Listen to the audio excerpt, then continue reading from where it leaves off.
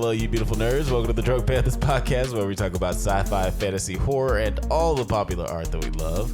Also, we do it drunk. I'm joined, as always, by my co-host and brother Bill. How you doing?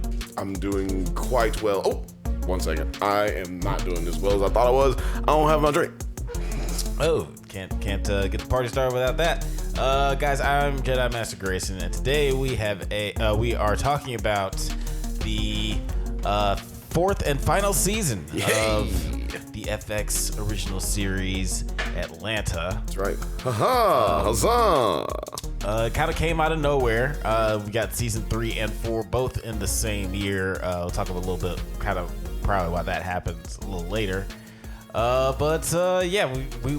talked about one of the episodes of season 4 a little bit with LeBron Reedus. You guys can check out that video if you guys are curious about LeBron Reedus. That. It was a nice fun combo. Yo, before we get started, I just want to go ahead and mention the Drunkies. Drunkies, ladies and gentlemen, the Drunkies. Because this is a Drunkies nominee. We will be doing the Drunkies in February. We did say we were going to have a date. Well, next time you'll have to wait till the next video. Wait till next time, but it's going to be definitely February. I'm not sure when we're going to post it. It'll be the weekend before the 16th or the weekend after the 16th. Yeah. Be one of those days. But yeah, keep your eyes out. And if you haven't voted yet, go into the community page on YouTube and vote for your favorite TV show. That's right. Or movie or cameo. Nice shout out. Cheers to y'all. Cheers to y'all. It's going to be a big night. Come on through if you're in the neighborhood and you can find me. If you can track me down. You can find me. You can come to the live studio audience. Be a part of our live studio audience. There's going to be a scavenger hunt on social media to lead you to the apartment. Yeah. I'll find a way to do it. Let's talk about the final season of Atlanta. Let's go over our initial thought. I mean, because we're not gonna go over every single episode, by episode. But I'm curious, what are your initial thoughts on the season as a whole? How do you feel about the show as a whole? Sorry. What are your goddamn Hennessy White? I drank some of that Hennessy White, and I'm just, woo. It's a rough shot. Woo. I don't know why. It's kind of smooth, but that one right there, I got all the flavors right there at one time. First of all, I love this show. Very well-known fact, because that's why we're covering this motherfucker. I guess we cover things we don't like. So anyway, I love this show. I think I've always said, and it just was confirmed by writers recently in an interview, by writers of this show recently in an interview, shout out to IGN, that this show Atlanta is a show about conversations that black people in America have to hear and have on a daily basis. And it's pushed to another level of comedy. Right. But these things all really happen in life. Every single thing that you see on this show basically happens every single day for some black person. And I like to kin it to, it's in the same genre and same age group, generation of Workaholics. Yeah. And this show proves that, black people can have silly white boy humor as well. Right. This is a silly white boy humor show from the perspective of black dudes. You know what I'm saying? So it's a silly black boy humor show. And they're able to do, because Workaholics is just a show about conversations that white dudes hear and have every day. Right. It's really that's what that show is about. Conversations that white dudes have and hear every day. Right. And so I think that this show does an amazing, way more masterful job of doing so. But maybe that's just because they could go there. They wanted to be more dramatic and push more edgier conversations, topics. But yeah, maybe black people just have more edgy conversations and more edgy topics. If you look at the history of comedy and black comedy in general, it's always the most edgy. They're always the ones pushing the limits of comedy. Right. And so that is my little brief synopsis. Y'all got that shit for free right there. You know what? Like and subscribe right now. It only costs you nothing. Just like and subscribe. Yeah, I feel the same way. I mean, Atlanta is the best show on television. Best show ever made, in my opinion. Best show ever made. That's just. I mean, I'm not disagreeing at this moment. I just have to think about it. Yeah, and it's funny because there are shows like Workaholics and Broad City that are just from those specific perspectives, but also have just that just kind of silly, hyper realistic humor that Atlanta also has, but doesn't really those shows would never have something like The Woods, which is so incredibly elevated and heartfelt. It still has it's still very funny, but it also has these deep introspective conversations about grief and being lost and all this stuff. Yeah, it definitely was the worst. It was the worst episode of this season. But no, I wasn't. That was this is an episode from a while ago. I thought you were talking about the episode where they were in the woods. No, that was not. Yeah, that was a Snipe Hut. But even that one, I didn't even not saying the quality of the whether it was. I like that episode. I like the episode too. They would never make anything that least serious. Funny. Yeah. It was definitely the least funny. But it was still very entertaining. And I don't think that even it would make sense in those kinds of shows. I think that's one of the ways that Atlanta is just way more elevated. It just has it can do anything, and it kind of showed that in the first 2 episodes of the show, and it just kind of continued that vibe throughout. They showed you in season 3 that they can do whatever they want to do, and by just basically not having most of their stars in the entire series, basically it's just what show creatively says, okay, for this episode we're not gonna have any of the main characters for our show. Right. We're gonna just have completely different people do these things. Right. This isn't Black Mirror. Right. This is not Black Mirror. Yeah. And you just happen to look up and now you got 3 huge movie stars in your main cast that you didn't have when the show started. So of course you would probably want to lean more into that. But yeah, it was very brave of them to be pretty much half of this season is going to be anthological and just more of an introspective. It's one thing to be anthological, but just not even have your main characters in the episode at all. For 5 episodes, we're just not going to have our main characters in the 10 episode series that we run. It's just a brave, bold choice. It's almost I akin it to Archer deciding that, the showrunners of Archer deciding they're going to go 3 seasons in a coma episode, Sopranos style. Yeah. Sopranos only did it for 1 or 2 seasons. I think that I feel like they only did it for a couple of episodes of 1 season. This is he gets shot. I thought it was at the end of 1 season, and then I don't know. I thought it was the whole season it. he was in a coma. It was at least 1 season where Tony was in a coma the whole season. Yeah. So okay. They basically, but it's just, that's kind of a brave move. You know what I mean? To just basically decide I'm gonna do a similar thing, but we're just gonna completely go off the grid. Right. Yeah, it was definitely a big choice. And Hero had said in an interview talking about season 4, that that him and Donald really didn't see the show past season 2. They felt that was just kind of the end. And then they were like, well, if we're gonna make any more seasons, like it has to be about something. We have to have a reason for it. So I think that also contributed to both of these seasons coming out the same year. And they just kind of put in like an exclamation point on the end of all this.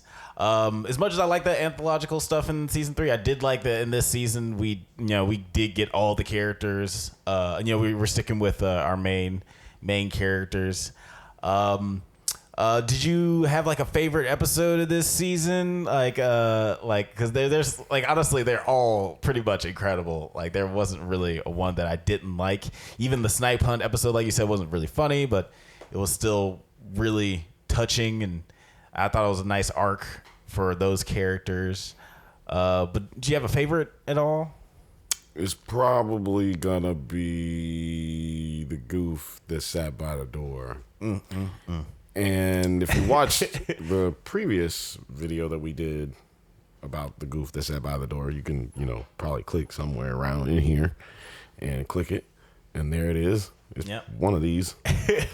Click it and watch that video, because I gave my list of in order of which ones I thought were the funniest.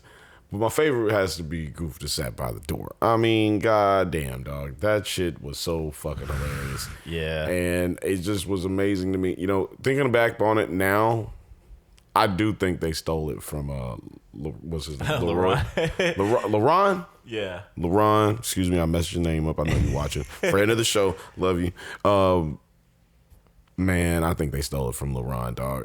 I really do, because it wouldn't have took much to get that done, because they didn't need any of the main actors to come back in and do anything. They just really could have just filmed a little small documentary. It wouldn't have took any real time for them to do any of that. Right. I mean, fair enough, but I just think that it's just one of those situations where, because LaRon wasn't the only person who made a video about the black people's. But knowing what I know now about their writing process and how they share videos and memes and shit like that to each other, I'm thinking it's not out of the realm of possibility. That I think it's even more possible, and it was even really close before. The likelihood of it not being inspired by his video, I mean, because they go into the detail that he goes into with his video. Right. You know what I mean? Which I've seen the other guys' videos. They don't really go into the detail that LaRon went into. So I'm going out there and saying it right now. You heard it here first. Breaking news. They definitely stole that from LaRon. It's confirmed. I've watched it too many times now to be able to hide the fact that that's what happened. Yeah, I did really like the way that this season opened up with the Blue Blood episode. It just kind of it was bringing us back to with all the characters. All the characters have a different plot that we're following, which I really dug, and also had the MF Doom parallel. MF Doom. That was really a great episode. I liked that episode too. The scavenger hunt was crazy. Yeah. Apparently Blue Blood was played by Earl Sweatshirt. Blood. Shout out to Blue Blood. Shout out to Earl Sweatshirt. I see him all the time. That's a real nigga. He cool as hell. He an all-star. He Black All-Star. Shout out to Prim Hood. Yeah, you an all-star, dog. Shout out to you. But yeah, what else was I about to say? I don't know. I just remembered I haven't seen Earl in a minute. I see him all the time. And so when you said that, I didn't know that actually until you just said that, and I'm like, oh yeah, shout out to Earl. That nigga cool. Earl. That nigga's a good dude. There were actually a lot of really great kind of cameos and guest stars in this season. We got Cree Summer in the finale, who's the voice of Susie, and also she's in Different World. Just another Black All-Star. If you don't know who Susie is, punch yourself in the face. Yeah, I did say his voice is. You just said Susie. Voice of Susie. You guys probably know. From Rugrats. No, if you don't know, punch yourself in the face. If you don't know who Susie is, the only black character on Rugrats, punch yourself in the face.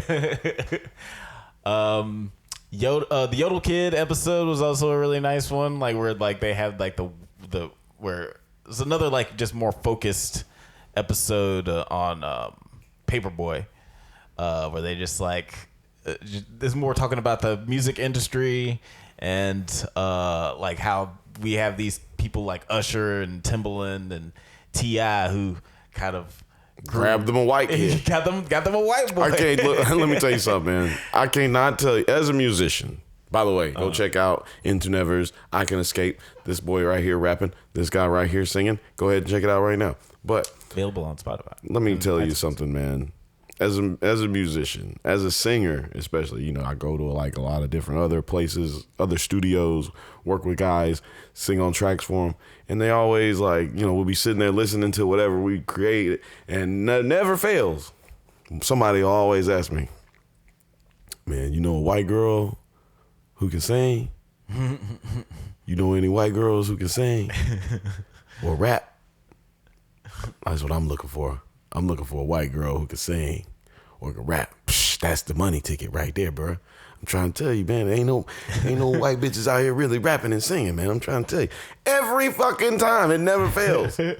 Like, I mean, now there's so many, but like, God, I cannot tell you how many times I used to hear that in the studio. Like, you know, a white boy who can rap or who can sing. Mm-hmm. You don't know none. Like, I see you hang out with white people. Can you hook me up with one? Like, I don't know any, dog. Like, but like, man, that episode really like portrayed that beautifully, because that's exactly what the music industry be doing. Like, there's a part of the music industry that's just like that. I bet you there's even like a fucking like focus group, little fucking like focus group like they had, right? Yeah, right. Or yeah, just like a almost like a TED what do they talk. call it? Yeah, like what is it called? Motivational speaking type seminar shit. Yeah. Like, I bet you there's one of those for get you a white boy or girl. Yeah, that was like one of the highlights for me too. Yeah, like the dude from what was that dude in? Oh yeah, the bald head nigga. The guy who was like actually like telling them, is like, hey man, you need to take this seriously. Like, he leaned in on him like, you really want to make some real money? You should be asking for 100. And then what's God, little Rick Moranis. Oh my God, I'm Ricky. I'm Ricky. I'm Rocky. Look, that little motherfucker. And he was faded all the whole fucking show. Like, that shit was crazy, dog. That shit was, nah, man, he was like, Paperboy was like, don't throw up in my car. That shit was fucking stupid, man. Like, yeah, man. Like, I don't know. People who haven't seen that probably just like, man, these guys are just saying random things from the show. I don't know nothing about it. But the episode where Paperboy almost gets killed by the crank that killer. That was pretty intense. Like, I was like, there ain't gonna be no crank that killer, and then there was a crank that killer, and I was like, why did I fall for that? Why did I go? Yeah, why did I fall for the? It ain't gonna be. It's this show is. We're going back to season 1 with the invisible car. Like, they gonna do that. Of course they're gonna do that, and of course we're gonna see Soldier Boy. Like, of course, yeah, Soldier Boy is like, no, y'all need to get the fuck out of here, dog. You got a video? You did one? Boy, you better get the fuck out of here. I can't even talk to you. Like, what? All right. Like, that's why I don't live in Atlanta anymore, or whatever. Like, he said something crazy. Yeah, he was like, no, you gotta get you a farm. That's why he ended up getting the farm. Mm-hmm. What'd you think about the farm episode? Oh yeah, the penultimate, the 70 last episode of the entire series. I really liked it. The Safe Farm episode. It was another episode like The Woods where we just get to focus on Paperboy, and we get to see Brian Tyree Henry doing some good ass acting, and a lot of metaphors for what he's dealing with. And you realize he realizes that I don't know, he's at his best. He's at his best self when he's around the people that he loves. Which is, Ern.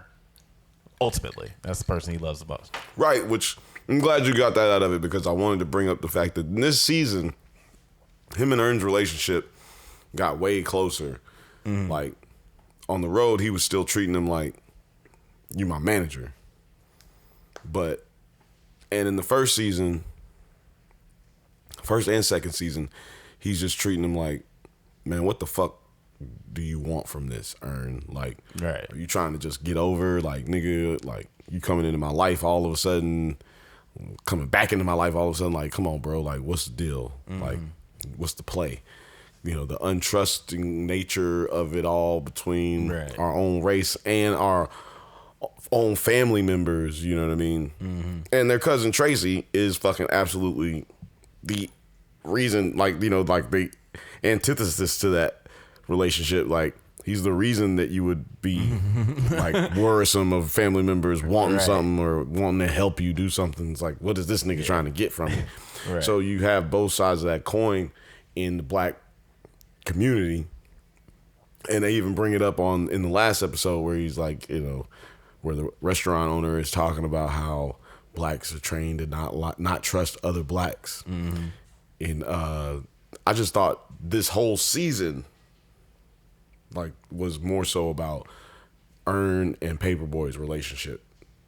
Like everybody mending though, like, hey, we're comfortable. We made money. We're successful. Like we can actually just love each other. Like we don't have to like be worried about what you're trying to get and what I'm trying to get. Like, and it's crazy, you know. I think that's the overwhelming overall, you know, message in this whole season is like, hey, we made it. We're good. We can lower these anxieties and insecurities about these things that we have that inherently in us that we don't really, you know, we needed it to survive in a certain state in our lives. But now we're at a point where we can just, you know, be with each other. Right. Yeah. Like and they even have one of the first episodes of the season having, you know, Earn go to therapy, and he's recollecting on stuff that happened before, you know, the show even started. So yeah, like they showing that he's willing to confront these things that bother him, these anxieties. Now that he's gotten to a point, he's like, well, I'm happy financially. I'm comfortable financially now. Now I need to just like dig into all these other things that have been bothering me or weighing me down. And one of the best episodes of the season for sure. I guess that's what got Donald his Golden Globe nomination this year. I'm surprised that nobody else from the show got nominated, but yeah, shout outs to It was a weird season, so I can understand why. And you don't know how many episodes they turned in. Yeah, because you know they're not gonna watch the whole season. Right. I'm sure. No, they're not gonna watch. And you know, you got to. That's how it works. So yeah. But anyway, what were you about to say? Not everybody is a big fan. Like, you know, who's gonna watch everything. But yeah, then there was another episode. What was Well, actually, let's talk about, you know, what like, you know, do you have a favorite character of this season? Do you have an MVP of the season? Because, you know, we did like close up a lot of arcs, like the one between Earn and Paperboy. Darius gets some funny episodes. We'll talk about the finale in a little bit. You know, of course, Zazie Beetz, she got a lot more shine in season 3, where, you know, her big episode was the finale of season 3. But do you have an MVP of the season? It would be the little girl, their kid. Lottie is the MVP of season 4. For sure. That was a sleeper. Yeah, that's a good one. That's a good I was like, who is this fucking little kid? Lottie was pretty incredible. And I really liked how she was just like that. Her last moment in that snipe hunt episode really was kind of the best way to end that episode in the arc between that family. They really see how they come a long way since the first episode of the show. Yeah, no complaints, no notes. That was a good choice. Also, should be Dark Horse for best cameo in a television series. Fair enough. Because she killed that Mr. Chocolate episode. Man, that Mr. Chocolate episode, goddamn. Yeah. What do you think about those cameos? The Mr. Chocolate, the D'Angelo. Yeah, like those weren't really cameos because it was more like Those were cameos. Those were cameos. Because we didn't actually see those people them. are famous people, Alex. But we didn't get to see either. Tracy, what's that nigga's name? I said Tracy. What's the nigga's name? The guy who was there for D'Angelo? No, man, I just forget the nigga's name. Like, I should, of course I know who it is, but the motherfucker will be dressing up in a dress and be playing people's Madea. Yeah. We're not gonna say his real name, but Yeah. you know, Madea was that was really Madea on there. That was him in that episode. That was him, and that was D'Angelo. That was actually D'Angelo. Yeah, that is probably my favorite episode of the season is the Kirkwood Chocolate episode.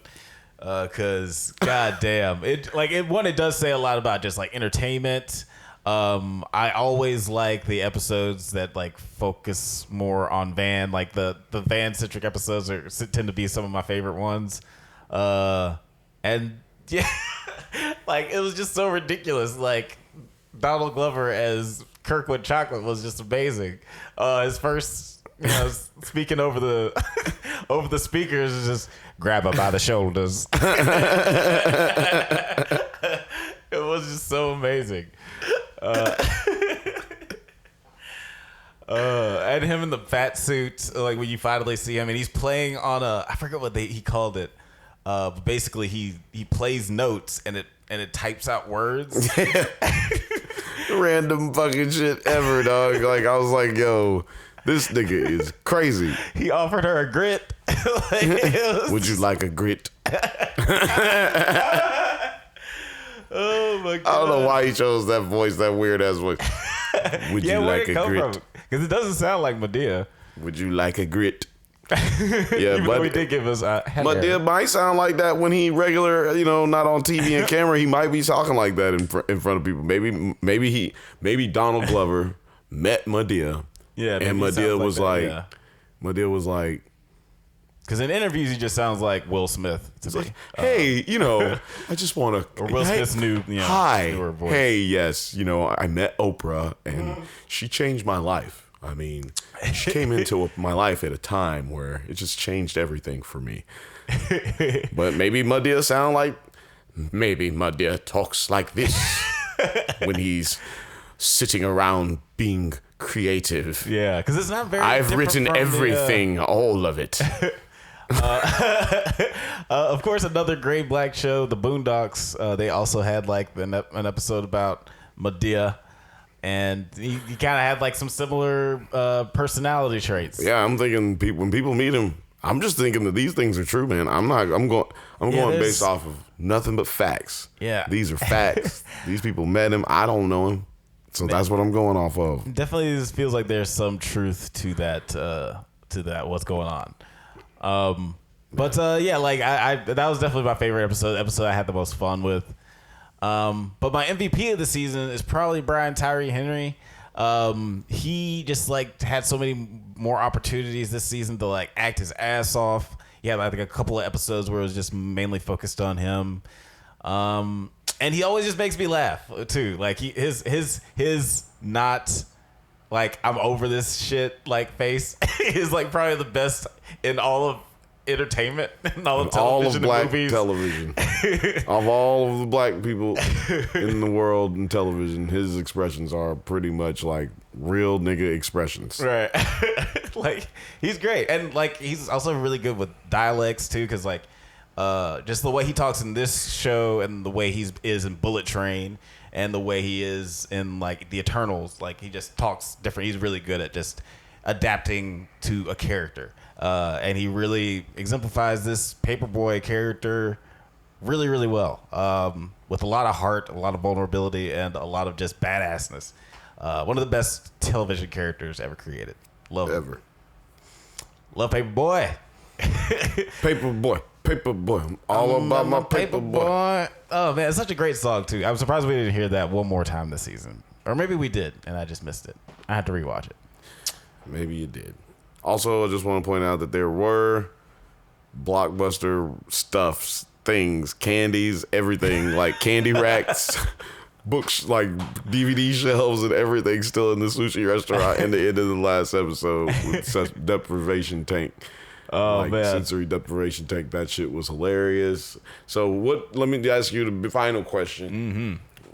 Do you believe that Darius was still in the tank, or was he not still in the tank? I do feel like he was still in the tank at the end. We're talking about the finale episode. It was all a dream, which is obviously a nice nod to the Notorious B.I.G. song.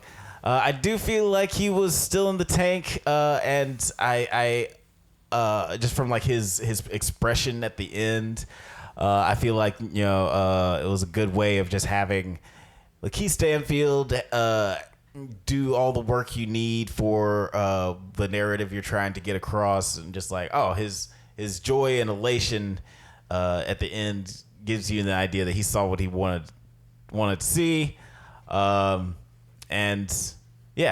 we shouldn't have to worry too much about those police sirens we hear in the background.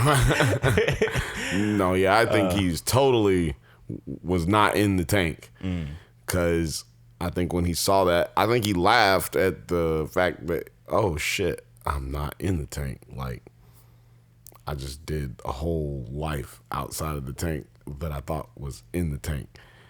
And the music that they play as well, it's a song that I sing whenever I'm sad, feeling bad. That shit, that's some deep shit right there. That's like oh shit, this is it. I'm going to jail. That's the song you play when you're getting ready to go to jail. And so I think that he was not in the tank anymore. Right. Yeah, that's a good point, because they could have always like played like Notorious B.I.G.'s "It Was All a Dream," they could have been like super on the nose with it. And left it more ambiguous if it was all a dream. Right. And even speaking to what you were talking about with Sopranos before, I think that they wanted to have a sort of an ending, kind of like the Sopranos, where things are kind of left up to the viewer, so people can talk about it and debate about like what the ending was. And this show is already so crazy that maybe I'm sure it's not out. It's clearly up for debate. Or like it can be up for debate. Which I think just speaks more to his genius, because only really Hero and maybe Donald and Steven know for sure what they wanted to get across, which I think is great. We can talk about it for years and years. But what did you think about the episode on the whole? It was a great episode. Did you think it was a good way to end it all? When that bitch drank all that vodka, nigga. He had the police officer asked her how many seasons of Homeboys from Outer Space. Yeah. How many seasons from Homeboys from Outer Space were there? She's like, what? He's like, yeah, okay, you're good. Like, he's like, he's like, all right, this bitch ain't drunk. Like, there's nobody knows that. But it was like muffled, so you can't really even hear like what they're saying. But like, just knowing that they take that much detail, attention to detail, and like you can miss so much in a Atlanta episode. Like, but white boys who do Easter egg videos don't do Easter egg videos on Atlanta. Nobody does Easter egg videos on Atlanta. It's full of Easter eggs. It's insane. Except for, I'll shout out to Non Nerd Yards, a black YouTuber who makes incredible Atlanta videos. Does he do that? Does he do breakdown like Easter eggs? Yeah, he does Easter eggs. He talks about like how it relates real. Well, shout out to you, my nigga. You know what? I'm gonna interview you, my guy. Yeah, man. Non Nerd Yards, come on the show. We got you. Interview show coming soon. Yeah. But yeah, like I really dug this one. You're right. Not a lot of people go super into all the like Easter eggs and themes of the show, and which is a shame because it's a very, very dense series. And I really like, I liked the moment where, like the first moment where he gets out of the scissor deprivation tank and he yells at the white people. Because then after that moment, you really don't know like what's real and what's not. Well, he was definitely still in the tank because then the dude like 30 minutes. Right. Oh yeah, that was great. 30 minutes. Yeah, like, that was incredible. But before that, you know, he like it feels super surreal because the ladies are laughing way too much. And then he screams at one of them, and then he gets kicked out. It's like, oh, well, maybe this is the real world. Yeah, but then he goes to see his brother, who we've never seen before, and then we find out his brother's got cancer or something, and so he's like just out there trying to like run from something because we always felt like, yo, what is Darius running from? He's always like doing drugs and like just staying fucked up. Like, what is he running from? What is he running from? We mentioned that last season when we were covering season 3, and we find out in that episode, like, oh, he's running from his brother being sick and his family, like, he's like estranged from his family because he can't deal. Right. And then, you know, then he sees Judge Judy's big old booty. He sees Big Booty Judy in the TV and he he realizes he's still in the tank. Yeah, it's and that was apparently the right after that, the fucking freaking out. Like, that shit was so goddamn funny. 30 minutes. Hey nigga, when they did that shit, I was weak as a motherfucker. I was so goddamn weak. Oh my god, shit. It was so amazing. It was like the second time I watched it, like we watched it a little while ago, I remember just like, I was like, wait, something hilarious is about to happen. Like, I couldn't remember exactly what had happened, but it was right before oh god, it was so incredible. And then we had the B plot of we got Ern, Paperboy, and Van are eating sushi in a strip mall in this little spot that used to be a Blockbuster Video. It's right across the street from Popeyes. I really like this whole B plot too. It was just like a nice little short story that ended up, having a nice, a cool monologue about black culture and just how we accept small black businesses and consider black people to be amateurish just from the simple fact that they're black, not even taking into account where they studied and how they studied. It was all really, really nice. It was also really fucking hilarious. Yeah, there was some message in there for sure, but that shit was fucking hilarious. When that niggas, and then they said, "Hey man, we gotta go. I gotta do some rap shit. We gotta go rap things. Blah blah blah." And nigga was like, "You going to the Popeyes, aren't you?" Oh my god, love that dude. I feel like he must be some sort of relative to the bite this sandwich dude from the first episode. Oh man, because like they got the same kind of energy. They got the same suit. Yeah. It's some fucking. Oh my god! It's some followers of Elijah Muhammad in that motherfucker that are fucking crazy. Right. Like these motherfuckers is hold up. You bite this sandwich. That shit is so fucking funny. But this nigga was like not playing around. He's like, if an Italian man with some chicken comes around, you'll take that. But a black man from Alabama hands you a blowfish. Yeah, I guess my mentor never knew niggas from Florida. Oh my god, it was so good. Do you know who owns that recipe? An Italian whites. Italian family. An Italian family. None of which married white. None of them married black. Oh yeah, I always say married white. None of which married black. Oh my god! I hear they even moved from New Orleans to New Jersey. Oh my gosh!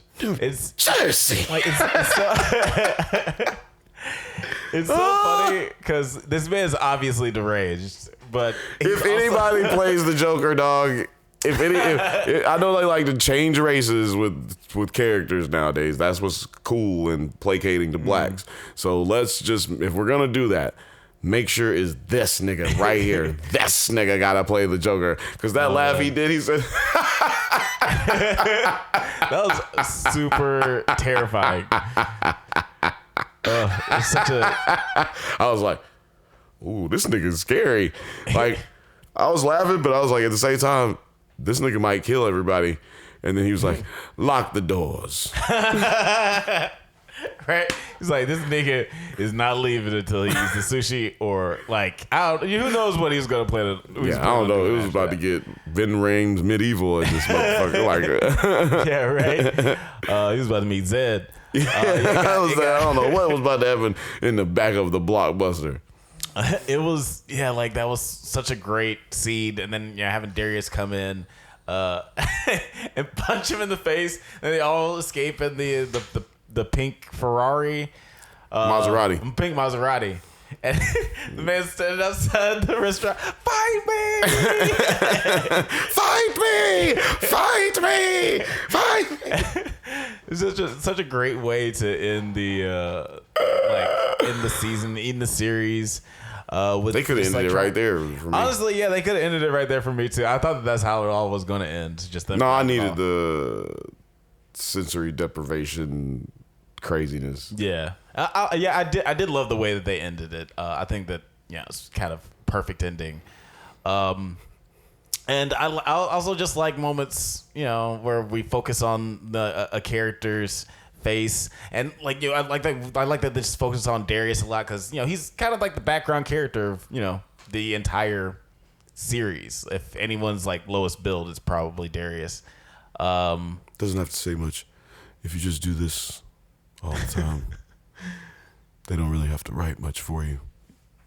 And he hasn't really had an arc because he's just we see what Paperboy and Van like want and then achieve by the end of the series. Although I do think that he went to jail, I do think he'll be able to get out of jail because Paperboy's famous, he's rich. He's got, all three of us. And he almost died in a deprivation tank. I mean, like, come on, you could sue them at least.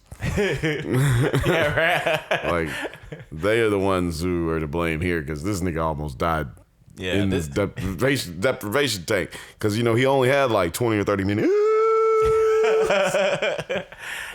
This doesn't make me. This isn't a glowing endorsement for getting into a sleep deprivation tank. I don't really want to do it after watching this. Black people, stay out of the sensory deprivation tank.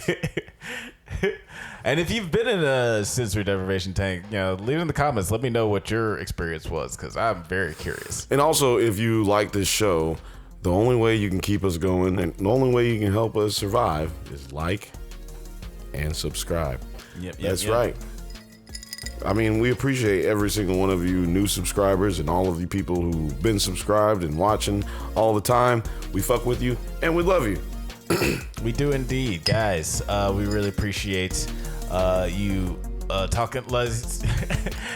We really appreciate you listening to the man. I got a little drunk. Kind of surprising. This is like it's as if we drink alcohol on this podcast or something. Guys, we try to do this every once in a while, so go ahead and leave a like and subscribe so you can get updates on new episodes of the podcast and new videos. Check us out on Twitter, IG, TikTok, likewise, Apple Podcasts, Spotify, all the internet things at The Drunk Banthas. Hit the buttons right here. Until next time, stay safe, my little thick booty Judge Judy's, and may the force be with you. Roll Tide, I like that one. None of which married black.